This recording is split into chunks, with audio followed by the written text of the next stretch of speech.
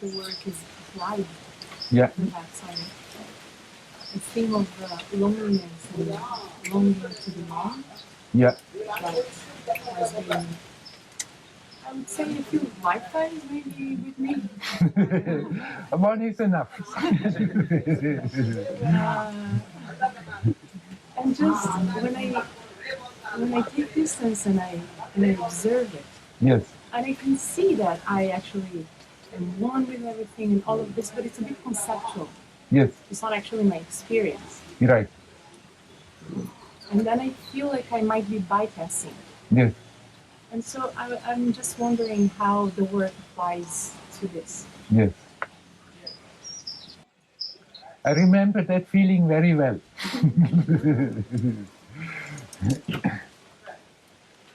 I grew up like this.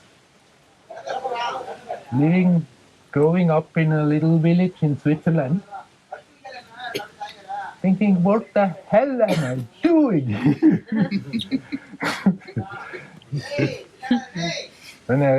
This was so strong when I was a little boy. I thought my parents, they telling me a story, they have somehow brought me to somewhere I'm not belonging here.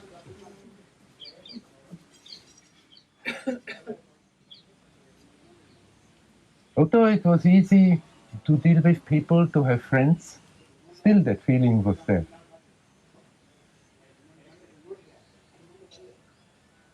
And because I resisted towards that feeling, it was very painful. It was not the feeling in itself that created the pain, but always that feeling, that reaction to that feeling in me. It shouldn't be like this. It shouldn't be like this. It should be different.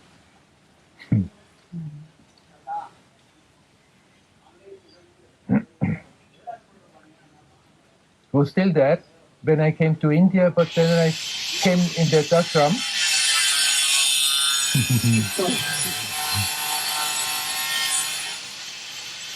Ashram in Bombay. We were 80 students, and I thought, now finally I belong. Finally I've come home. We have come all for the same purpose here. And it went some time, and then there it was again. In spite of being there all for Vedanta, still it was there. And again that resistance was there. It shouldn't be like this. It shouldn't be like this. Then I didn't stay for 3 years as planned, but after 1 year I went down to Kerala, and there we were a little group, and finally, found my family.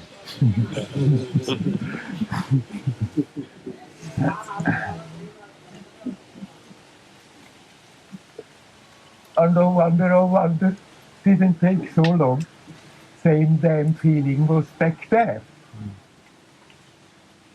I'm going my way different than the others, and they don't understand me.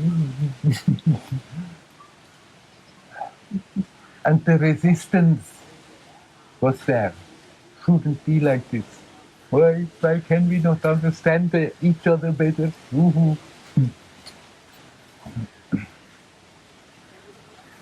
And somehow, as the time passed, that resistance disappeared. And that same feeling that made me suffer before and made me feel lonely started to turn into something very precious. There is something in you where you are really alone and nothing can touch that. That is powerful, untouchable. And that same feeling that created before all the pain, because I didn't want that feeling, because I resisted, becoming a treasure. There is always that knowledge that no matter what is happening, there is something in you that cannot be affected, that cannot be touched, no matter what is happening. When that resistance towards that feeling disappears, it stops to make us suffer. So when the feeling comes of loneliness, don't struggle with it. Don't try to control it. Don't try to persuade yourself, no, I'm connected with everybody. Don't try to solve it intellectually. Then accept the feeling. And just watch what it is doing to your experience right now. And start on the easiest level. Look how your body feels, what it is doing physically. Look what it is doing to you energetically. And relax. Don't struggle with it. And when you're not struggling with it, for some time it may get stronger. But if you then still watch and not struggle and start to relax, then either it just disappears or it may start to transform itself and suddenly it's not more painful.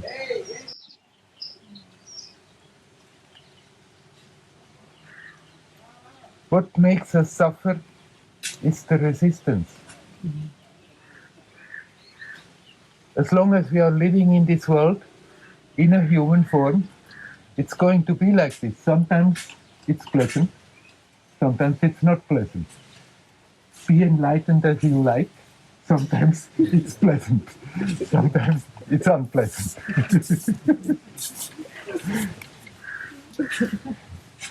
But the unpleasant situation is not making us suffering if we are not resisting.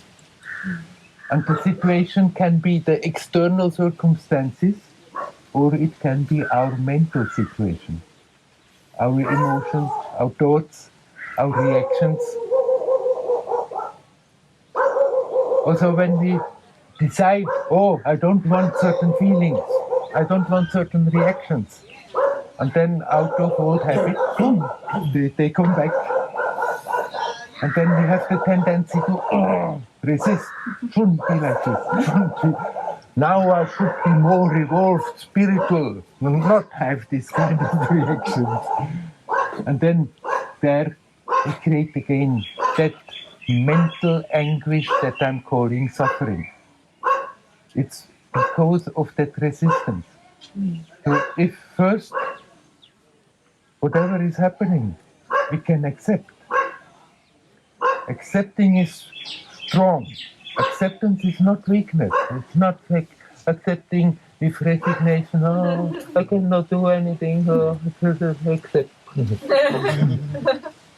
Acceptance means strength. That I accept what is, and then still I can deal with the situation as good as I can. And sometimes I can change it, and sometimes I cannot change it.